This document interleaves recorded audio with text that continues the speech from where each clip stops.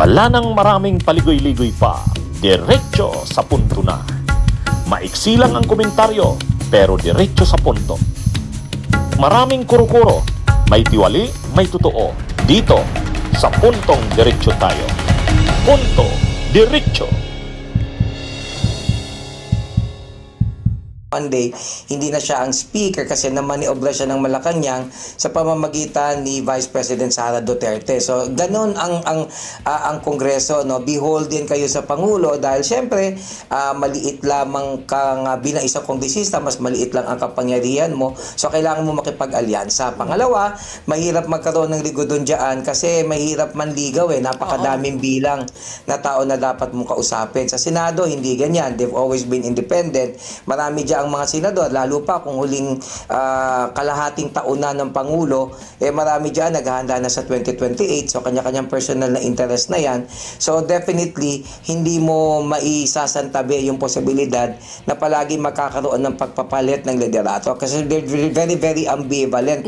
Although syempre, on paper, sasabihin ni Senate President Soto, it has to do with preserving the integrity of the Senate dahil nga kabi-kabila ang mga dagok, aligasyon at kritisismo laban dito. But at the end of the day, he just had the numbers this time.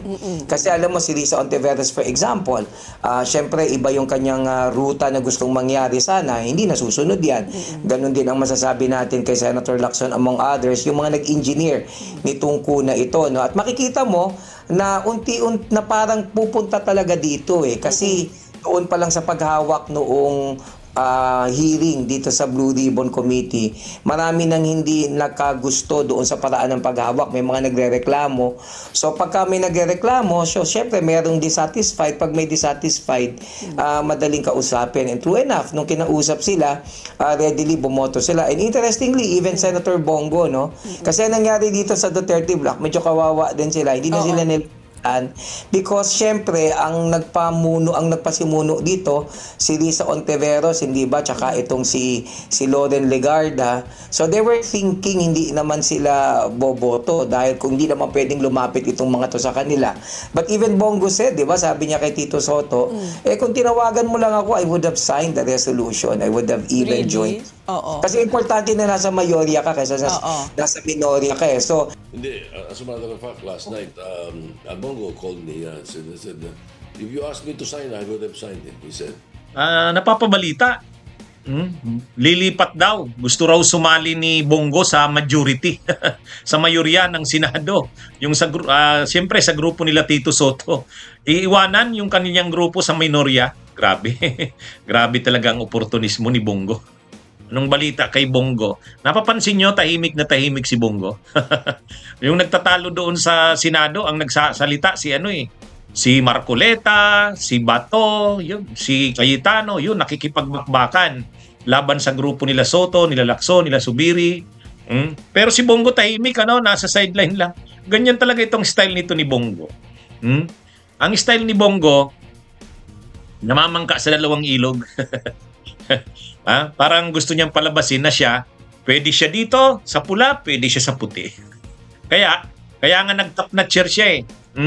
Kasi kuha niya yung boto. Hindi siya masyadong palaban sa Marcos, pero Duterte siya. Pag sinabi ng Marcos, suportahan mo to, susuportahan niya. Pero siyempre, Duterte siya. Ganyan yan si Bongo. At ngayon, dahil na namumroblema yung kanyang di ba? Ang kanyang programa, yung Malasakit Center, ay hindi na siya ngayon yung chairman ng Committee on Health. Si Risa Hontiveros, vice chairman na lang siya. Ay kailangan niya yun. Kasi yun yung pakilala niya sa tao na na para siya sa kalusugan ang kanyang programa. Tapos nawala ngayon yung committee niya. Kaya gusto niya makabalik yung Committee on Health. Kailangan niya yun. Kasi yun lang yung kanyang yan yung kanyang pagpapakilala sa tao na siya hindi siya involved sa patayan ni Duterte, na siya hindi siya involved sa korupsyon ni Duterte, siya ang bisyo niya lang magserbisyo.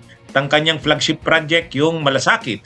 Problema ngayon yung Malasakit, hindi niya na yan maibibuelo kasi nga hindi na siya yung chairman ng Senate Committee on Health. Si Risa Hontiveros kasi wala na siya sa majority, nasa minority siya eh. at pwedeng mga programa niya matitigil. Oh, at hindi na ganun kalaki ang pundong marireceive niya. Kasi wala na siya sa majority. So gusto niyang nagpapahaging yata na gustong sumama sa majority. Ha?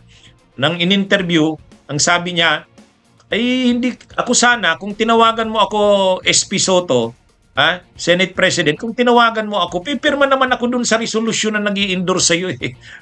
At tindi rin pagka-opportunista nito ni Bongo Matindi rin. Hindi, alam niya kasi na